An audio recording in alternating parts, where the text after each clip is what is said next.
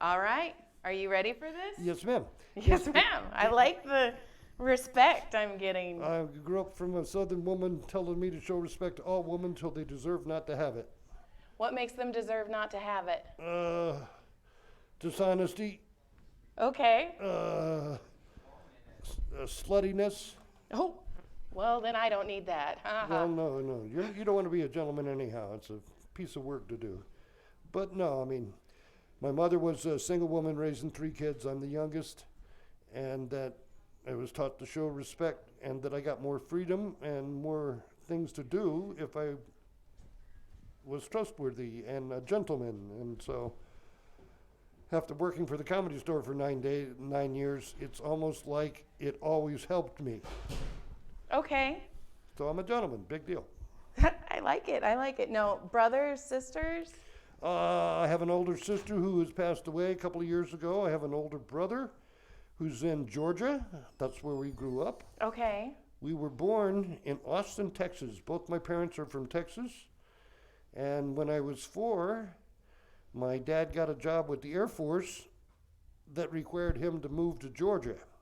Okay. So we lived on Air Force bases for 4 or 5 years and then moved just to north of Atlanta, where the big Air Force and the factory was. So I grew up in Georgia. I'm a Texan. I believe I'm a Texan, but I have Georgia all over me. Okay. I'm actually not allowed in Texas anymore. Well, so. why? I have a ex there that keeps me away. Okay. I got the same story in Tampa. Yes. Except mine's a captain of the police force. Oh, okay. Anyhow, so growing up in Georgia, it's a different set of cultural level. You tell people on the West Coast you're from Georgia, they think you're stupid. Really? I told him, I says, look, I'm from Georgia, but I got away. I'm not that stupid. I escaped. Okay, so did you do Georgia straight to here? No, I went in the Navy right out of high school. Okay. Got hurt and spent a couple of years in rehab getting my leg and shoulder back together. Went to college at the University of Texas, where I was born, Austin, Texas. I'm dating a girl in law school, and I quit to come be a comic. I quit law school to become be a comic. 45 years later, my mother's still pissed off about it. And at my second day in town, I got a job as a doorman at the Comedy Store Westwood from Ollie Joe Prater. Oh my goodness. A famous Hollywood act and possibly the best act I've ever seen, and I've seen most everybody. I thought he was more powerful than Robin Williams or Richard Pryor, just for the point that he went to 100 places a year that neither one of them would go to. Really? We got a record for performing in 100 cities in a row for 3 years in a row. Oh, I love Ollie it. like one-nighter shows. So when you're at the Comedy Store, you're doomed to doing short sets. Yes. So the first step to grow after you know what you're doing at the Comedy Store is to go out on tour and get, 8 shows a week for 13 weeks. Okay. Then you get to space and understand, first, LA audiences are different from out there. Second, you need the repetition of your act over and over and over under all kinds of conditions.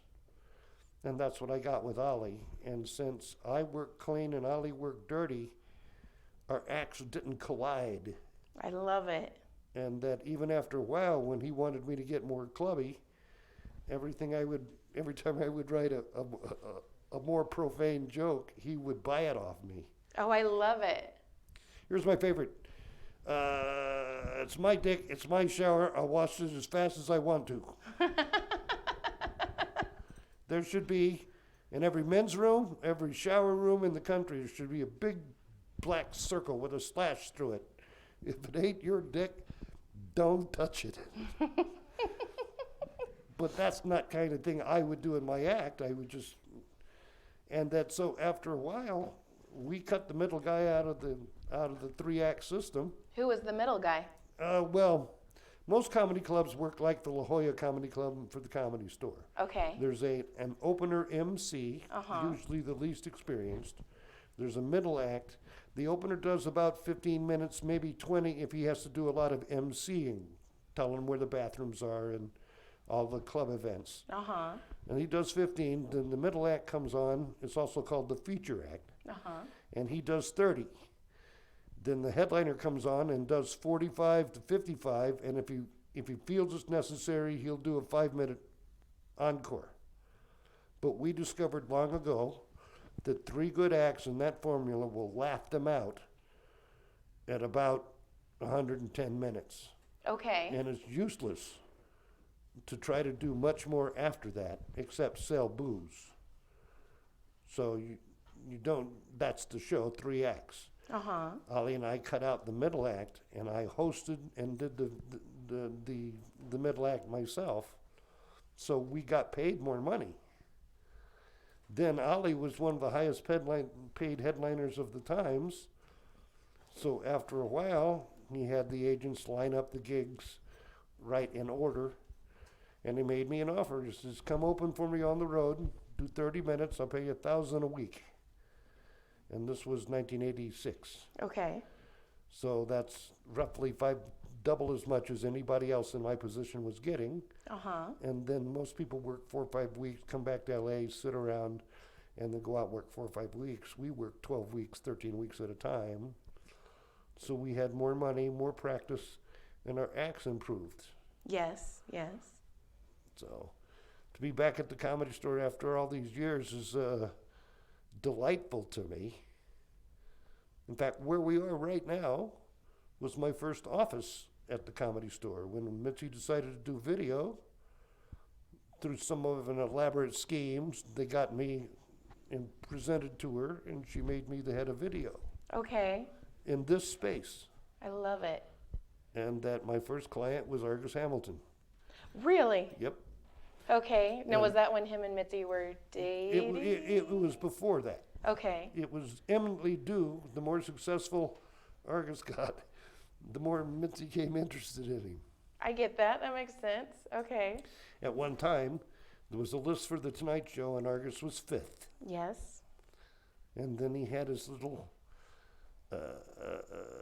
let's say, cocaine adventure. Cocaine. I like the cocaine adventure. Okay. And that led to some dishonesty and some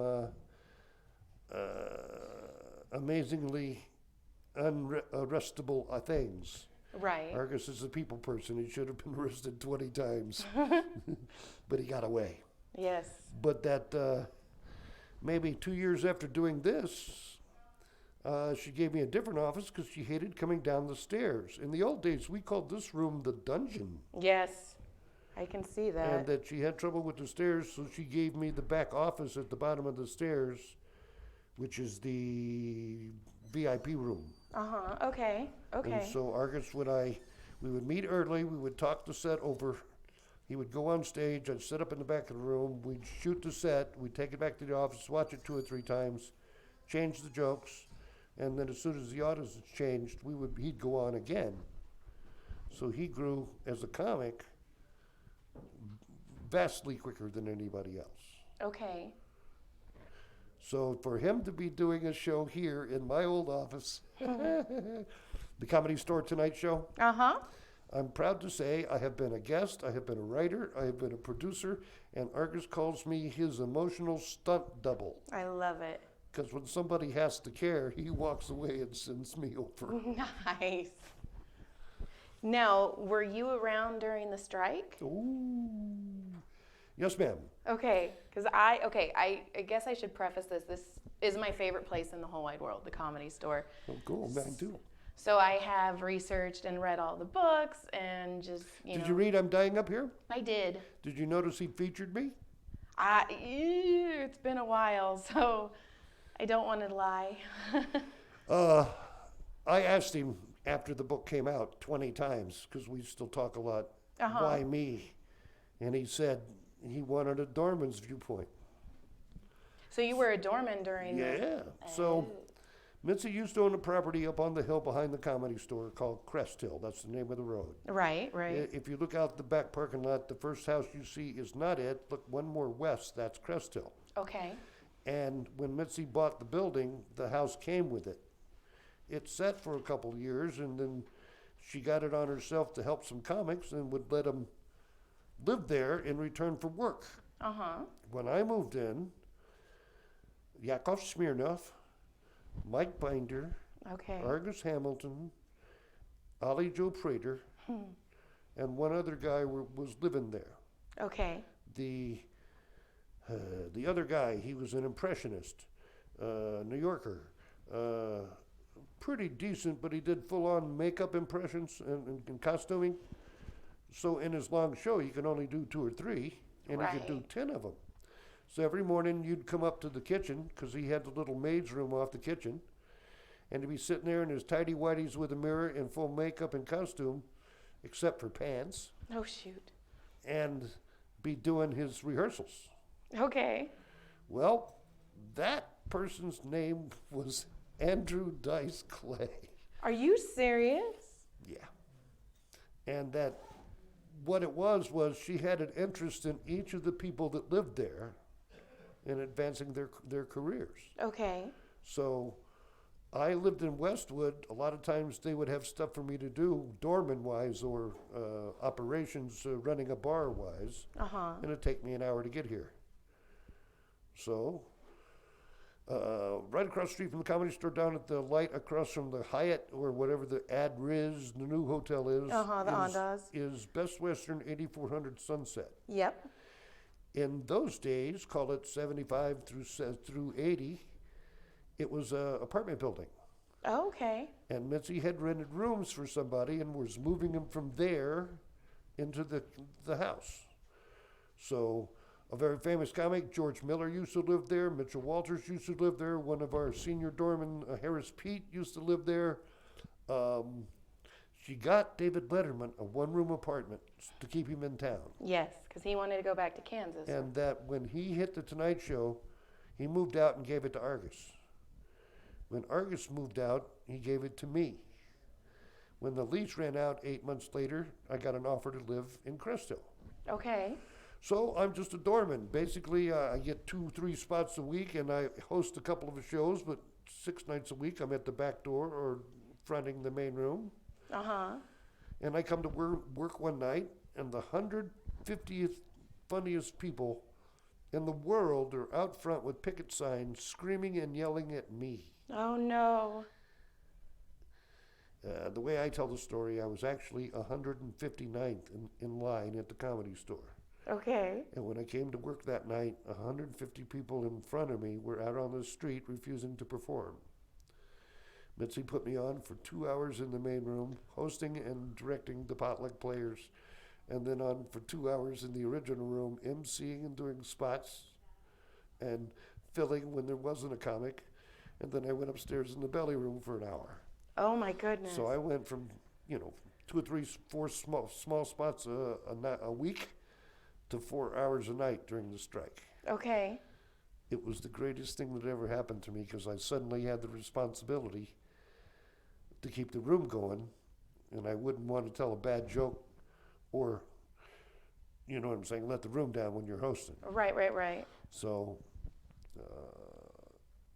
in the end, they were trying to mimic a labor dispute in New York about 99-seat theaters that had happened the previous year. And a bunch of actors went out on the street and made a big enough publicity scene that SAG actually changed the rules to include 99-seaters. Okay. There was no pay involved. So a bunch of New York comics had said, well, why don't we strike against Mitzi? Now, if you noticed, they didn't strike about any other clubs but us. Yep. So I also was, my interest in law school was labor relations. Oh. So what they ended up doing was forming an extortion gang. And the 10 most fierce, famous personalities came in and tried to confront her. Meantime, We've redecorated the main room. We're starting to open a show called the Best of the Comedy Store, and we're working out a plan to pay the comics in the main room. Okay. But to do that, she had to raise the cover charge in the original room. Yes. And that's what sparked them saying, we want the extra $2. Now, I'll just tell you now, if you want the extra $2, walk in and ask nicely. You'll stand 1,000% chance of getting it than what they did was walk in and call her names, very dirty names. And then when that didn't work, they said, it's not just, I call them the Fabulous 14. Okay. The guy that ran the strike, I won't mention his name, his initials are TD. Uh-huh. But every one of those acts was a class paid act and deserved to be paid. I do not dispute that. But when they called her name, she said, get out of the club. Yeah, she was a strong woman in the Well, 70s. I mean, it was worse than I'm saying, but at some point they sent somebody inside from the strike to fall down and fake an injury on the original room stage and take us to court. So that got to the California Supreme Court in less than 5 weeks. Really? Well, guess who has pull? The comics don't. Right. The court decided that comics, stand-up comics, are independent contractors. Uh-huh. They carry their own insurance. You can sue for negligence, but not for employee rights. Right. And that's the only real thing that happened out of the strike besides them forming a dental union as a trade association. Okay. So what I told them at the time was, you're not a union. You can't expect to be, forming a union unless you file the paperwork and get a lawyer and do it correctly. After that, you're a mob. Did they know that you had your background? No, I was the lowest person at the Comedy Store. They didn't care shit about me, They didn't care a heck about me except getting their car parked and on stage at night. Okay. I was the lowest rank here. Okay. Oh gosh, how can I put this? I was a member. I wasn't even a single stand-up. I was a member of a comedy team called Hack and Deck. Funny as a train wreck.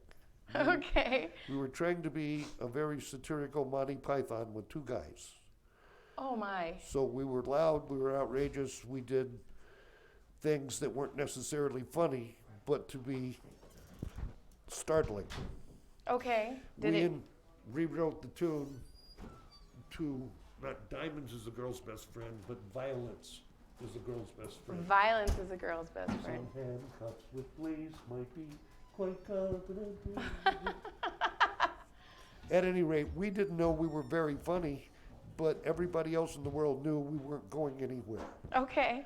The truth is, comedy teams break up because two guys can't live on one paycheck. Okay, yes. And when the strike came, my partner supported the strikers, and I supported Mitzi. Okay. So I wrote a book. What caused it all in my mind was the increase in cover charge. You remember when matches used to have a warning on a book of matches that said close cover before striking? Yes. That's the name of my book with Hack and Deck that broke up in the strike. If she had just closed the cover in the original room, they wouldn't have had a bitch. I love it. Okay. But she didn't. No. At the end, it was decided that they would get what we were planning to give them to begin with. But one really bad thing happened. Yes. One of her semi-favorites that was about to be asked to leave because he has to get out in the world and learn the next step. The send-off gig was the middle gig in La Jolla at the Comedy Store. Uh-huh.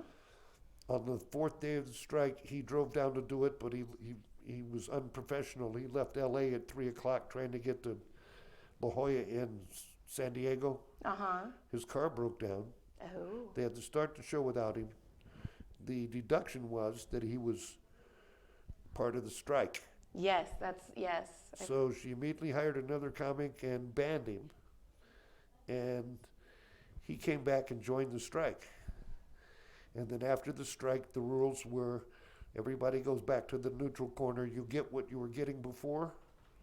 And he was getting nothing before, so he knew after the strike he wouldn't get anything. Uh-huh. The strike didn't accomplish anything, so they let him down. So he was so upset, he checked into the hotel next to the Comedy Store and jumped off the 12th floor. Yeah. I was back manager that night, and they asked me to identify the body. Oh my goodness. I said, no, I don't want that in my brain. 10 minutes later, they walk up with a baggie with his bloody driver's license on it, and it was him, and I do know him. He'd been at my apartment a month before to smoke a joint. He was a friend. But, to be honest with you, he was going nowhere. He had a whiny act. Okay. And whiny people don't make it very often. Right. And we just had Richard Lewis, who's a whiny act, make it. So, you know, at any rate, at that point, everybody just kind of disappeared from the strike. Didn't they kind of blame Mitzi though? Say that again? They blamed Mitzi, right? Well, everybody blames everybody. I blame the leader of the strike for not giving him hope. Okay. But didn't he promise? Yeah, he's all over the book. He promised though that like he wouldn't do another set until he got up, right? And it took him 40 years to come back here, right? Yes, ma'am. He was back with Argus and Binder about 5 months ago. Uh-huh. And when I heard it, I wish I'd been here. I'd have come up and slapped his face. Oh. I mean, not fight him, because he's 70. 75, maybe, I don't know, he's older. He's the older generation for me. Uh-huh, okay. But he's also on the basketball team. Oh. So, it's a long story. And Emma, Argus's producer, Emily, said something to me that made me believe it, because she's dealt with so many of us that went through the strike. If you went through the strike, it doesn't matter which side you were on. You still remember it, you still feel the same, and that there's nothing to prove that's gone. Yep.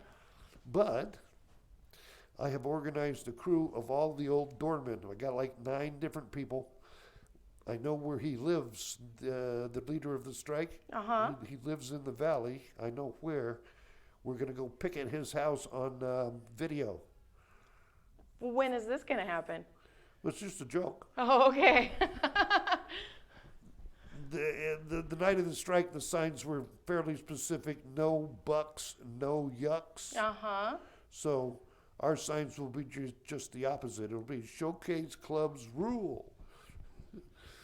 But it's more of a laughter revenge I'm looking for than to actually get mad at the guy. Okay. Once the Comedy Store has him back, my bitch is now personal. Okay. Okay. But I've been able to say to everyone that was around during the strike, it's 40 years later, Jeez. did you ever buy and run a comedy club on your own money? Nobody can say yes, but then I say, then postulate. You had bought a club. You were running it on your own money. Do you want a bunch of egotist psychopaths to come in here and insist you run it their way? Yes. No, you don't. Now consider that Mitzi was a religious minority. She's Jewish. She was on Sunset Boulevard, a single woman with kids. Yes, she was. Running a club that would become the funniest place on earth. Yes. It wasn't easy, and if you think it's easy, come down to Sunset Boulevard and start a business. We'll show you how easy it is. That is true. So, at the end of my life, I've had everything I ever wanted from comedy. I've been in 25 different countries performing. I was the first American comic in North Korea. I was the first American comic in Havana. Okay.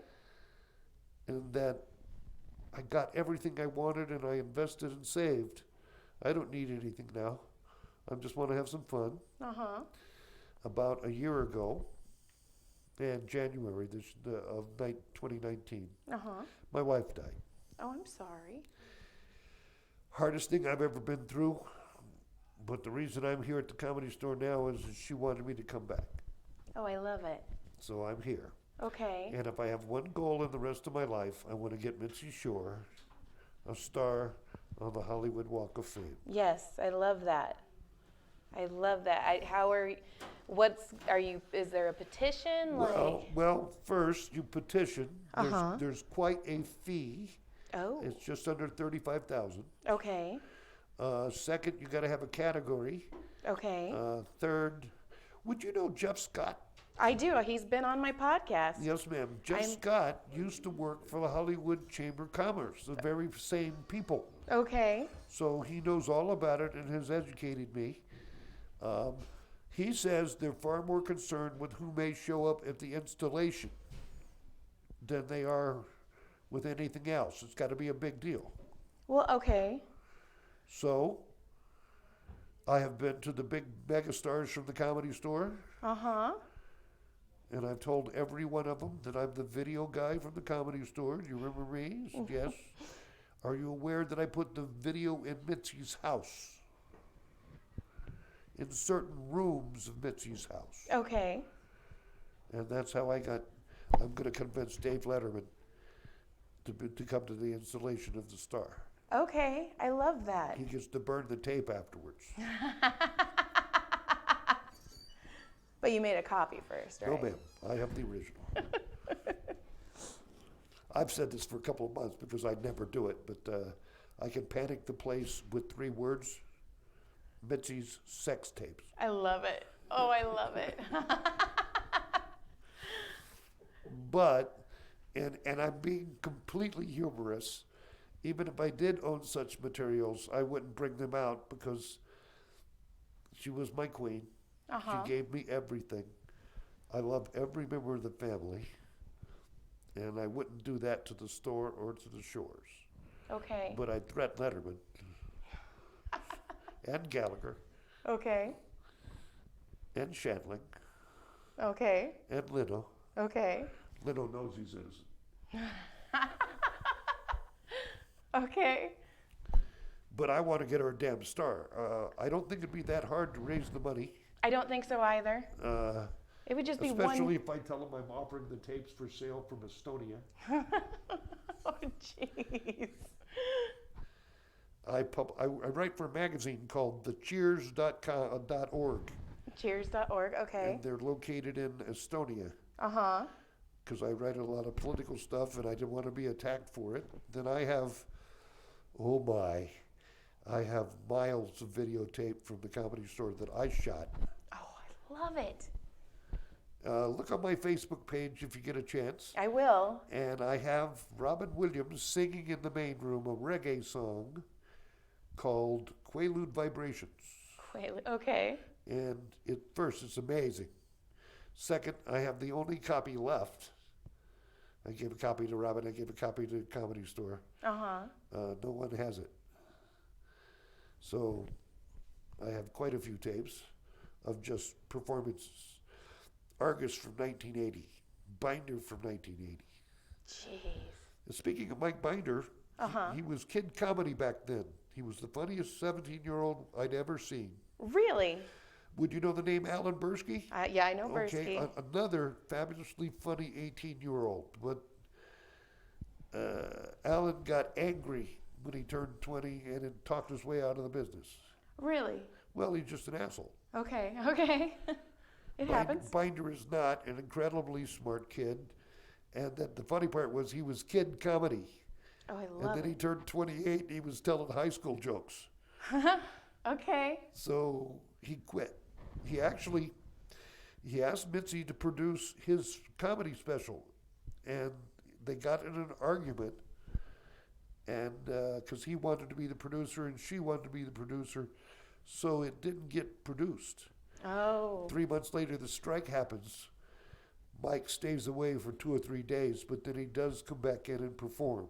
Okay. What he knows is he's going into real show business and the rest of us are in nightclub business. So he didn't want to make bad vibes around people he'd be working with for 30 years. Okay. Since then, he has had 6 or 7 movies he's directed. He has 2 very highly selling books out, spy mysteries from London.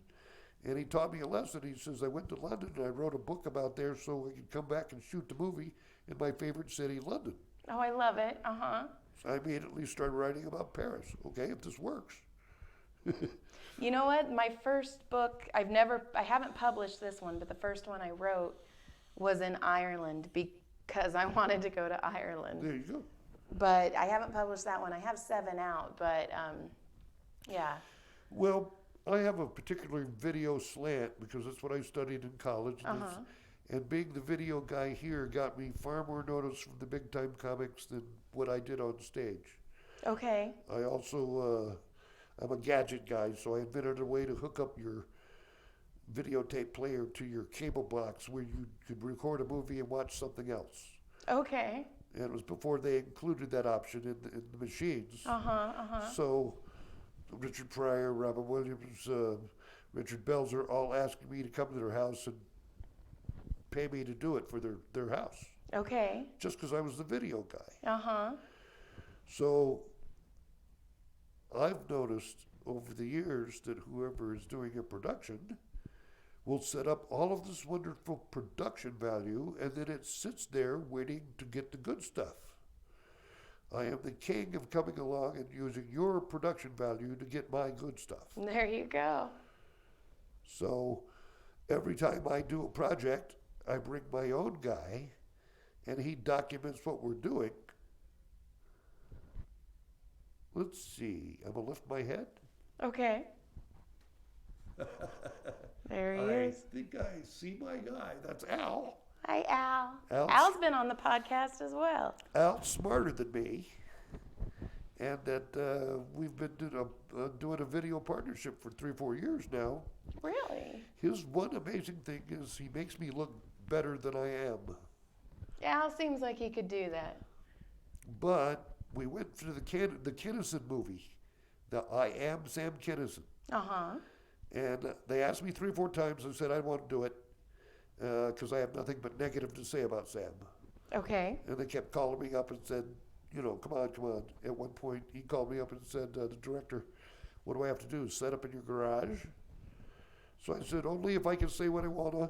I want to bring my guy to shoot some pictures. I want to hold a picture of my star of Mitzi and get it on video. A picture of my book and get it on video. So he agreed to all of it. Okay. Going away, I won't see the movie for 9 months. Okay. But Al shot 35 of the best pictures I've ever had of my life. Oh, I love it. The set had production value, makeup, hair, clothes, lighting. So I used their production value to get my next headshots. Okay. If you look, and I'm dying up here, half of the pictures are for me. Really? Yes. Okay. What else? What we do next, Al, I'm trying to think about, the Binder documentary. So I go, they ask me to be on it. I say I have a ton of memorabilia from the period. Oh, I love it. Including original tape of the director doing stand-up in the main room. Okay. So every time they're not shooting me, Al and I are slipping under their lights and shooting us. I love it. Then Mr. Hamilton asked me to come by and assist him on his show. Well, being his stand-in for the lighting, Argus wasn't available. They asked me if I'd go over behind the news desk. It was Todd, Mike Schmidt, and Brett Ahrens were the directors. And they said, well, tell us a few jokes. Them not knowing, I do a telecast fairly similar to Argus. I sit down and rattle off 25 jokes. And Al and I got pictures and video of it. Nice. I'm a king of using somebody else's production value. There you go. Guess whose production value I'm using today? Mine. Yes. Ta-da, there's not much in this one. Well, what I advise is it's a highly effective technique. You don't have to pay for the space, nor the lighting, nor the union members. Yep. It's just me, my table, and some cameras. Typically, I bring cookies. Cookies? Yeah, every time I've been to Argus' show for 22 weeks in a row, Okay. I bring cookies. So when I can remember to take them out of the car, right now there's a set of cookies I was bringing tonight. I left them in the car. Okay. I'm 16 and 6. 16 and 6. I've made it in 16 times. I've forgotten them in the car 6 times. Nice.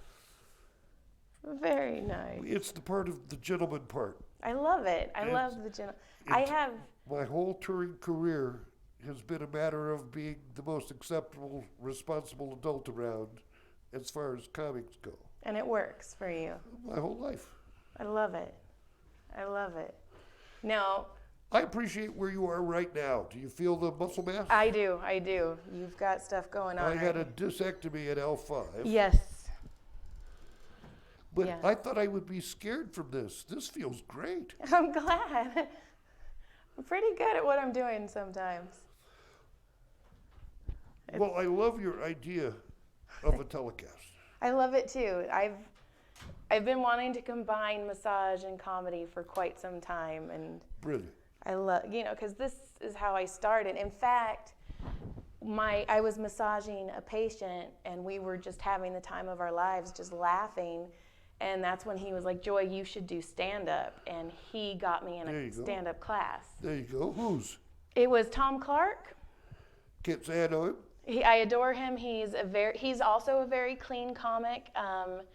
He was a very fun class. I got to showcase at the Hollywood Improv, so that was fun. But the guy who actually got me in the class, he is Swamp Thing in the new Swamp Thing series. So Wow. very proud of Derek. He's amazing. Can I ask you some questions about your stand-up? Please. How many shows old would you be? Oh, goodness. That's a very hard question. How long a time? Kind of 4 years, but no. Okay, so if we average once a week for 4 years, you'd be around 200. You think you're less than 200? I'm very less than 200. Okay, there you go. Because I took off, and I also have 3 kids. So, and my husband works for the Navy, so he leaves a lot. Your husband? Yes. That's the first talk I've heard of husband. Where are my clothes? I have to go. It's okay, he's used to it. Okay, here's some stuff you don't know about stand-up. Okay, give it to You me. learn about every 35 shows you hit a plateau where you can crystallize what you've been doing and move on to the next step. Okay. Where you are is what you wrote 3 years ago has brought you. Where you're going to be in 3 years is what you write now. Okay. Right, every day. Yes. I'm going to teach you a bell system. Bell system is I'm walking through my day, I'm doing whatever I'm doing, and I have a funny thought, and a bell goes off in my head. It's a memory device. When I hear the bell, I race for the pad and write it down. Okay. All week. On Sunday, I'll put aside 2 hours, and I take those thoughts and make real jokes out of them. It's a factory, so you begin to be your own internal system to produce product. Okay. Right. Part of why I write Poor Lou's Almanac is, weird story. Traveling with a guy after Ollie died, and he has a fax machine in his car because every morning he gets up wherever we are, writes jokes and faxes them to Leno. Okay. So I ask if I can play. He says you have to sign a waiver. They have to want you. I applied, Leno accepted me, and now I send him jokes. He pays $50 a joke within 3 days. Pretty honest system. Okay. So I finish a long tour. I'm back in LA, and I start sending him a lot of jokes. He doesn't buy that many. I have a lot of jokes left over. I put them in my own little package. It was Lou's News. Then it was Last Week Was a Joke. Okay. And then because I'm a Ben Franklin fan, he had Poor Richard's Almanac. Uh-huh. Sayings, witticisms. So I evolved into Poor Lou's Almanac. Okay. And that once you're writing all the time, it's a lot easier. And that so after a while, somebody said you should do something with this. When I went out on tour, I would have copies of the almanac placed in vinyl. And on Wednesdays, if you're at a comedy club, you usually have to go to the radio station in the morning and do a promotional set. Okay. And I would take those and sell them to the DJs. Here's 30 jokes about what's happening right now. Oh, I love it. And when I got back to LA after 3 or 4 months, I had 10 different ones. I was putting together at Kinko's, wherever I was. Uh-huh. And that I just bought a new computer. Somebody said, why don't you, I had to fax them to somebody in Arizona where he could post them. It was before posting. I love this so much. So I did that for 70 issues, about 2 years. Okay. And then he said, you want to record it? So we started recording it like a news show, just audio. Uh-huh. And he put it on. It was something called Net Radio Live. And I had the highest ratings of everybody there because in those days, internet radio was just various people's music playlist. Uh-huh. Okay. Whereas I'm putting out new jokes for this week every week. I had a pretty highly rated show. Then he says, you want to do it on video? That was like a month before 911. And the next 10 shows I did, he nominated me for a Peabody Award. Okay. I lost to Bernie Mac. Okay. That's not a bad one to lose to. Well, yeah, I mean, it was very prestigious. As it turns out, the Peabody Award is awarded by the University of Georgia. Oh. So it meant a lot to my family back home.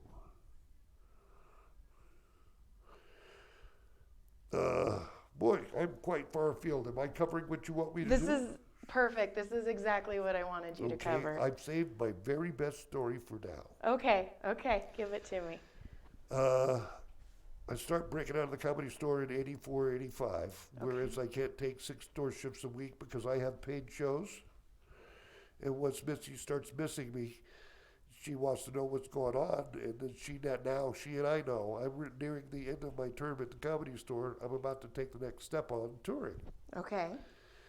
I run into, let me just back up. Mitzi's accountant for 10, 15 years, retired and moved to Palm Springs and opened a weekend comedy club. Okay. And offered me all the spots I'd want to do. But it means I can't run the Comedy Store, because by then I'm second highest senior doorman, head of security. I'd lock up the place. I drive the money to Mitzi's house, So I'm gone. And one night, somebody sees me in Palm Springs and asks me if I want to do a USO tour, like Bob Hope. Uh-huh. Uh-huh. So I had to go through a whole lot of steps to get that. They approve every joke or disapprove. Okay. I go through my security clearance and they ask me where I was back in Georgia in '68. Okay. And I'm reluctant to say till they tell me straight out. They know, and I confess to blowing up a weather tower for political reasons in '68. And they said, good, you told us. If you hadn't told us, we wouldn't have let you go. I love I it. said, how do you know about that? We were never caught. He says, what makes you think that one of the other 3 don't work for us now? Oh, shit. So we start doing federal shows on the West Coast. Everywhere there's a Air Force installation or anything like that on the West Coast. We do like 20 of those. And then they asked me if I want to go overseas. Okay. We end up going to the Pacific Command, 2 weeks in Hawaii, doing all the shows there for all the troops, and then the Philippines. There are 25 bases in the Philippines for the American military. We did a show at every one of them. Oh, I love it. Sometimes 2 and 3 a day. The last show we do is at the Presidential Palace, Malaking Palace. Uh-huh. And the State Department shows up. This is a big deal. So, show went fine. I'm standing in the receiving line later, and President Marcos and Imelda come by, congratulating everybody. Marcos steps up to me and says, I like your cat jokes, which blew me away. Okay. His English was as good as mine. Okay. He says, is there anything I can do for you? Well, my mother's father died in World War II in the Philippines, and she never knew what happened. So I had prepared, I had his picture, he was a major in the United States Army. Okay. When they bombed Pearl Harbor, the next day they bombed Manila. Okay. They didn't attack Pearl Harbor, but 3 weeks later they put 100,000 Japanese on the main island of the Philippines and invaded and took over the place. Okay. Very interesting situation. MacArthur and the general at the time held out in an island in the harbor and then was evacuated by the president, leaving everybody to surrender. The Okay. largest American surrender in history. Grandpa among them. The Japanese marched all the prisoners with no food, no water, 50 miles through the jungle, and so many died it was called the Bataan Death March. They started out with 25,000 people. They got up north 50 miles later with 8,000. Oh my goodness. If you fall down, they bayonet you. If you run away, they shoot you. If anybody hands you water, they cut their throats. Oh my goodness. It was horrible. Ah. But Grandpa survived. Okay. Mom got 2 letters from the prisoner of war camp up there. Never knew what happened 5 years after the war. Telegram from the War Department. Killed in action. No details. So there I am in the Philippines. I had a chance with the president. I gave him the paperwork. Not only was he a major in the Army, he was a famous American family. He was the he was the great-great-great-grandson of Sam Houston Okay. from Texas, Uh-huh. for who the city of Houston is named. Okay. That makes my mom the last female heir. Oh shit. So I'm standing there. It took about 4 days. They gave me a guide, a couple places to go, and I found Grandpa's grave in the 4th cemetery I visited. Because I made contact, Mom got the insurance, $62,000, was $8,000 in 1944, but, a Purple Heart and a Bronze Star. Okay. I cleared Sam Houston's great-great-grandson's name, so I'm a hero in Texas to my family. Okay. I love that. And all of that because I was on the other side of the world telling jokes that I learned to do here at the Comedy Store. That is amazing, and that is a perfect way to end this podcast. Well, except that I feel 80-90% better than when I came in, and I cannot thank you enough. Oh, perfect. And we're going to I want to show Mitzi's star and everything you brought as well. Thanks for having me. Of course. I hope I didn't talk too much. No, you were perfect. You were actually one of my favorites. I'm new at being naked. Okay, well, let's do this though, because this is important. This is Mitzi Shore. We want to get her a star. That would be fantastic. She deserves it. Let's see. There you go, Al. Look at, you're so helpful. Thank you, Al. Jeff Scott, by the way, made that picture, and I had it made into a canvas. Okay. That's Jeff Scott's handiwork, our wonderful pianist who was also Mitzi's companion for 5 years. Yes, Jeff Scott is actually letting me help him with his He's not only memoirs. funny, he's talented. Yes. And this is... This is a still from the I Am Sam Kinison movie. They made a cartoon out of Sam and I. We were standing in the back hall, the back parking lot, smoking a joint one night. We heard Mitzi getting beaten up. Oh. And we ran over and rescued her. And they made a cartoon of it. Okay. And so that's me and Sam right before the altercation happened. Sam ran over. I ran around the car right next to him. Sam slid over in the Hollywood move across the hood and kicked the guy off. And he was manager in Westwood 2 weeks later. Huh. And that's where he developed the Beast. And just to tie it together, he invited a friend over to change his style. And out of that, Andy Silverstein became Andrew Dice Clay. Huh. In the last year of Westwood. That is insane. That's amazing. Okay, and this is your book. Okay. Stand Up Decoding, be as funny as you think you can. Be as funny as you think you are. Stories, 1,000-word essays with lessons into each, telling pretty much what happened to me in my career. Okay, and this is the screenplay. Oh, I wrote a movie with a friend named Ricky Shane. It's Endorphin Man. An old comic believes that laughter is the only way you can fight disease. So late after his gigs on the road, he puts on a costume and he goes around and makes the homeless laugh. Oh. Okay. And his helper is little serotonin. I love it. Little serotonin. I love it. And these And are, that's the evolution of the almanac for writing jokes every day. perfect. All right.